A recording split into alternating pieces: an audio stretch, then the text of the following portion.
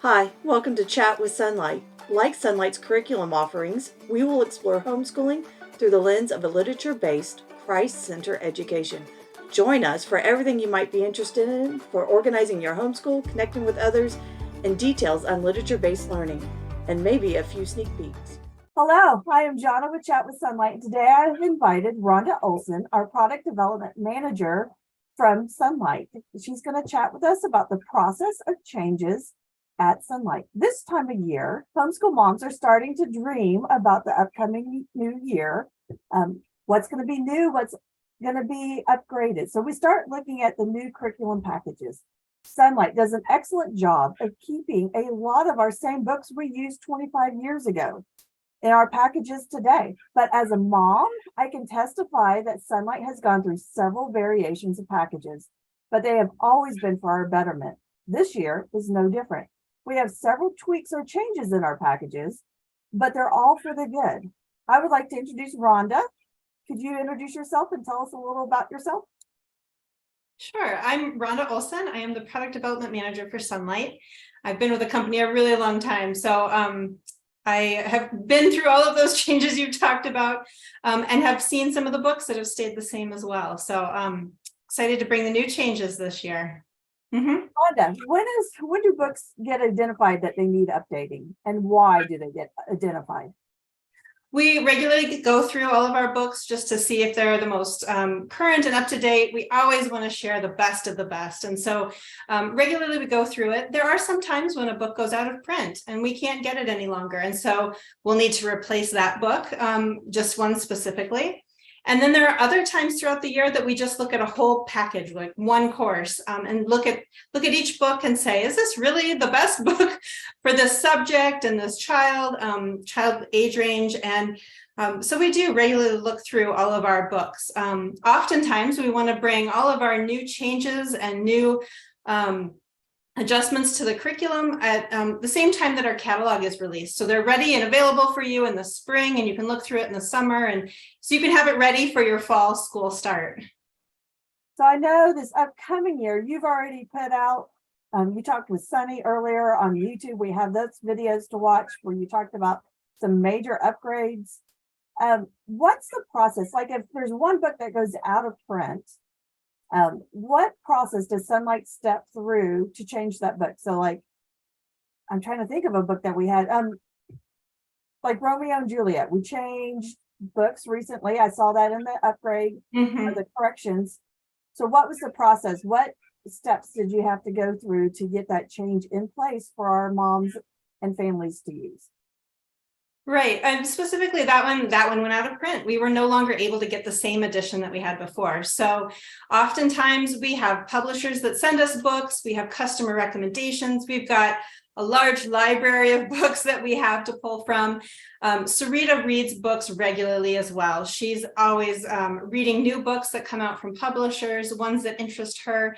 So we have this wealth of books to choose from. And so we'll look through that and see if anything had caught our eye that would fit well in that spot.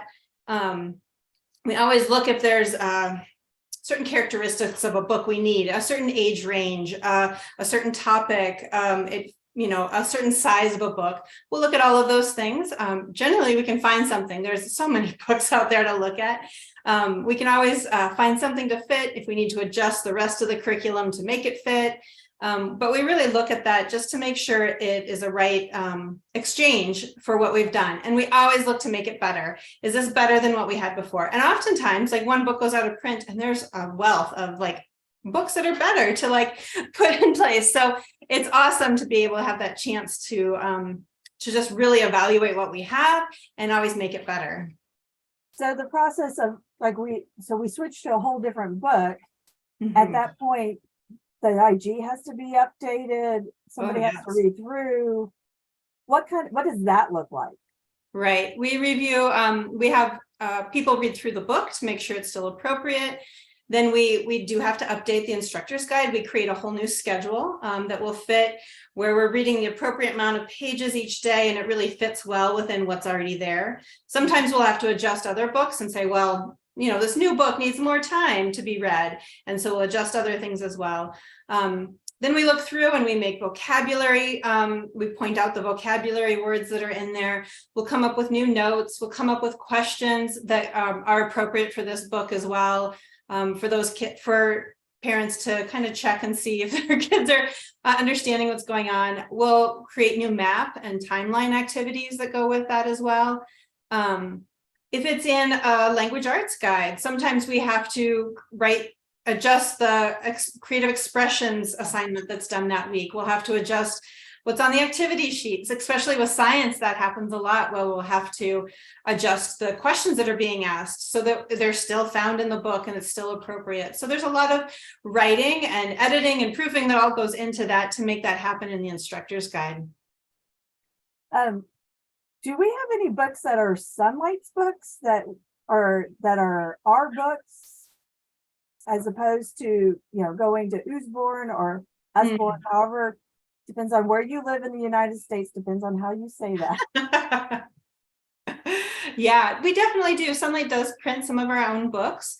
We also use a lot from a publisher called Avex that prints some of our books for us. So those ones we know will stay in print because we're the ones printing them. And then we can adjust the content as well. And we know that they'll stay the same and we can always update and make it how we want it to be. So Sonlight does print some books. We use a lot from many different publishers though. You're right. Usborne is one of them. Some Christian publications, some secular publications. There's just quite a lot that goes into it. And we really want to offer a wide variety of viewpoints and thoughts and philosophies. And so that's why we do offer quite a bit of different authors and different publishers. I was going to say, I know my kids enjoyed the fact that they had a wealth of books that they read from, and they weren't all Christian books or all. So when they went to college, and I mean, like my oldest daughter, when she was in college, she took a Brit Lit class. She did not take the 630 level we have here at Sonlight, but she was the only one in 2 Brit Lit classes at a state college level that had read British literature going into that class. Right. And she was like, I was in a class with a bunch of English majors, and I was the only one that had read or heard of these British authors that was asked on the first day. And she's like, Mom, I just really am so glad you used Sonlight, that you had a wealth of variety for me. And her husband was also homeschooled, and he reads a lot, but there's a lot of times he's like, you had that in school? And we're like, oh yeah, that's just part of Sonlight. We do it. We do. And a lot of our high school guides or our high school programs do have books that most children will encounter in college or maybe after college. And so we really do want to make sure that our students encounter those and they know about them and they think about the ideas, especially when they're at home with their parents and they can talk about that and they can really think through all of those difficult concepts. So that's great that she just felt prepared for college. She said she got bonus points for having Sonlight gave her bonus points. So. Great. So this year, I know we have, in my book, I know that we have our A and our K that are swapping the history and the Bible because we listen to the Sonlight users. But 100, our high school level, I feel like has gone through a major change, as well as we've added a bunch of Bible. Let's start with Bible. I have a couple of the books here that we have upgraded to and added. Can you explain why we put so many new Bible books into our curriculum this year? Right. Instead of one specific History Bible Lit program or anything, this year we kind of wanted to reevaluate all of our Bible books. We wanted to look at each one just to make sure, is this still the right one that we want? Is this still conveying the right message? Does this engage children? Is it appealing to them? But also, is it really preparing our kids for a future of being a Christian in this world? And so we did evaluate all of our Bible books and we looked at those and each level of what our kids are looking through and learning. And so there were quite a few books that we wanted to remove. They just maybe felt a little dated or maybe were repetitive or those kinds of things. And so we did remove some books, but we've added in also quite a few books as well. so many more have been published recently. So we had a wealth to look from. And so that was really great to find things that are meeting kids, that are born in, in the 21st century. And so we really are meeting them with the environment that they're in, the culture that they're in. And we really want to make that special for them and something that's important in their life. We also, we did add in quite a few books that are about apologetics. We really want our kids, we think that they will be faced with lots of questions about their faith. People that don't know about Christianity, don't know what they believe. And so we want to equip them to be able to speak intelligently about that. We want them to have encountered some of those questions before they meet somebody who doesn't have that faith, and so that they can honestly talk about it. And so there's several books about talking to your kids about God and Jesus and what you believe. Right. And so that allows parents and children to have conversations and talking about what they believe, so that when they do go to college, when they start working, when they encounter people at the grocery store that, whatever, whenever they encounter those people, they really have thought about those questions before, and they have honest answers that they can share with them. And so really that was near and dear to our hearts of what we wanted to accomplish this year, and kind of looking at all of our Bible books. And I do want to say some of those books, they're written specifically to the parent of having this conversation with your child. And when we read them, they were just so easy and approachable that we felt that you could read it along with your child. And that allows you to experience the topic together and then have more deeper and richer conversations. And so it might be written to you, but if you read it with your child, you can really have great conversations just about your faith and what you think and why you think that. I was going to say, I don't know how many people know, but I also work with you on product development. Mm-hmm. So I got the privilege to look at a lot of the new Bible notes that we got that have been added to the IG. And I am, as a mom, I think it'll be fabulous to have these as tools to help raise our children, to help build their foundation, not our family's foundation.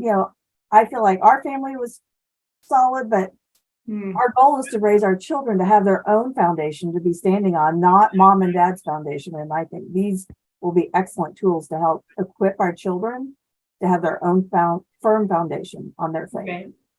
Yeah, your faith is something that they may know answers. They may know intellectually some of the answers, but we really want them to have it in their heart of them believing it themselves. And so that's a whole conversation from, when they're really small to even when they're adults, like just that conversation of making the faith their own and really internalizing all of it. So, yeah. So I have kids that I have taught. They're always like, oh, it's the Sunday school answer. It's Jesus. And I'm like, yes. You need more. You need more you don't need more than Jesus, but I want more out of your answer than Jesus. I want the why. Why do you believe what you believe? So yes, I think this will be excellent. Now, to me, our biggest change is 100. Can you tell us some of the whys of changing up 100? I know a lot of the background, but I want to hear from you. Right. 100 is American history for high school. And we were looking at evaluating all of our books as we always do. And we've looked at Joy Hakim's A History of Us that we've used for years and years. It's been a really solid spine for us. The spine is the one book, or in this case, a series of books that goes throughout the entire year. And then we dovetail in all of the wonderful stories that go along with that to really flesh out the time period. And we, customers have talked about how we have always included a lot of notes to go along with Joy Hakim's A History of Us. And you really have to use both of those to get a really solid viewpoint of what's happening in American history. And since, recently more books have been published, we've started using William Bennett's America, The Last Best Hope. We're switching to this as our spine. And this really, we've found, gives a really balanced viewpoint of American history. And so there won't be quite as many notes in the guide to have to give differing opinions. They're all kind of encompassed in the one book.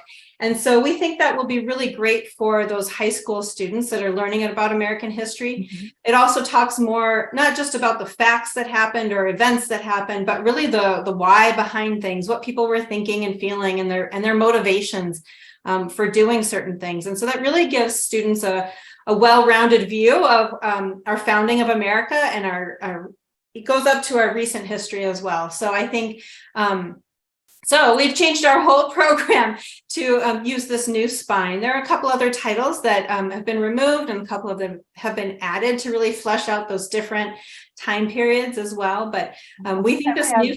We have what, about 4 or 5 extra books that have been added in 100? Right, and a couple that have been removed. Right. So, yeah. Yes. I was going to say, obviously I don't have kids at home anymore. I don't have 100, but I have those on my list to get so I can read just because I want to. Yes. I'm also, as an advocate, I mean, the story of us, or story of US, was 11 books long. Mm-hmm. And to go to just one book, as a mom, I'll be like, oh, this will be great. It's a little more cost effective as well. So that's awesome for our customers. In this day and age, yes, we always Yes. have cost effective. Yes.